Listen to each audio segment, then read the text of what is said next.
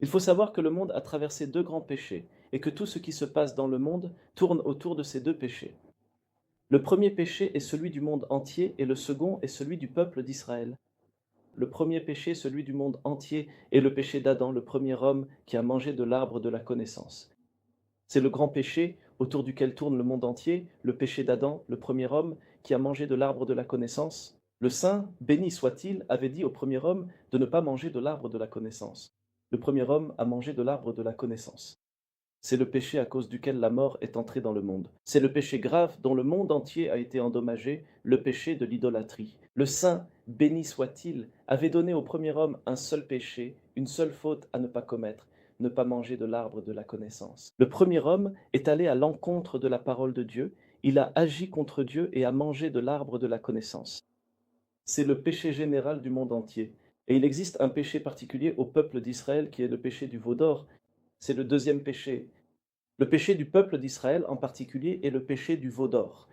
Les enfants d'Israël sont sortis d'Égypte à Pessa, ont marché dans le désert et sont arrivés à Shavuot lors du don de la Torah au mont Sinaï. Le 6 Sivan, le 7 Sivan, le Saint, béni soit-il, a donné la Torah.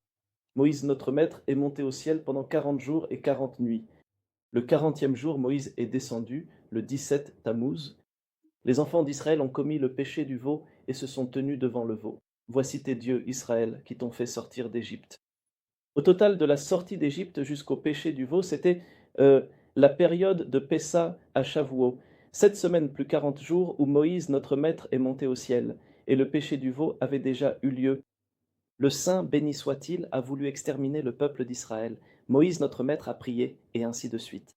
Alors le Saint, béni soit-il, a accordé au peuple d'Israël un délai supplémentaire. Moïse, notre maître, est monté au ciel le premier Elul pour demander pardon au Saint, béni soit-il, pour le péché du veau. C'était le premier Elul. Et le Tour dit qu'au premier Elul, il cite les pirques de Rabbi Eliezer. Le premier Elul, Moïse, notre maître, est monté au ciel. Les enfants d'Israël sonnèrent du chauffard. Qu'est-ce qu'un chauffard? Pourquoi sonner spécifiquement du chauffard? Qu'est-ce qui est spécial avec le chauffard? Que symbolise le chauffard? Le chauffard symbolise s'il y a une guerre dans la ville. Alors, autrefois, comment sonnait-on? Comment annonçait-on qu'il y avait une guerre? On sonnait du chauffard, des trompettes et au son du chauffard. Le chauffard symbolise un danger quelconque. Le chauffard symbolise un problème quelconque. Le chauffard symbolise une alerte indiquant qu'il faut être prêt. C'est ça le chauffard. Le chauffard éveille et le chauffard possède une très grande puissance. Alors, le premier Elul, Moïse, notre maître, est monté au ciel pour demander pardon pour le peuple d'Israël pour la faute du veau d'or. Et Moïse, notre maître, a prié le Saint, béni soit-il, dans les cieux, et les enfants d'Israël, en bas, sonnaient du chauffard, se préparant à ne plus pécher et faisant pénitence pour ce qu'ils avaient péché lors de la faute du veau d'or.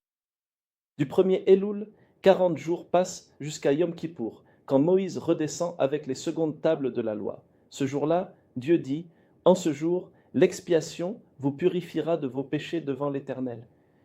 Alors, quand l'expiation du veau d'or a-t-elle eu lieu? Le jour de Yom Kippour. Qu'est-ce que Rosh Hashanah? C'est le jour où le Saint, béni soit-il, a créé le monde. Faire Teshuvah à Rosh Hashanah est essentiel. C'est le jour de la création du monde et de l'homme. Le Saint, béni soit-il, a créé le monde le 25 Elul. La création du monde a eu lieu le 6e jour. C'est le jour de la création de l'homme. C'est le premier Tishri, le Saint, béni soit-il, a créé le monde. Lorsque le Saint, béni soit-il, créa le premier homme, celui-ci pécha en mangeant de l'arbre de la connaissance. Le Saint se mit en colère, mais ce jour-là, l'homme fit Teshuvah et le Saint l'accepta dans une certaine mesure. Ce jour marque le début de l'année, le premier péché et le premier pardon divin. À Rosh Hashanah, nous demandons donc l'expiation, car c'est un jour de pardon. Mais attention, le pardon pour la faute du veau d'or, c'est Yom Kippour. Car en tout, nous avons au sein du premier Tishri le moment où Moïse, notre maître, est monté au ciel pour demander pardon. Nous avons un jour important qui se situe dans ces 40 jours, qui est le premier Tishri, c'est-à-dire Rosh Hashanah, et ensuite viennent les 10 jours de pénitence. Mais le jour important de l'expiation, de la repentance du peuple d'Israël, quand est-ce?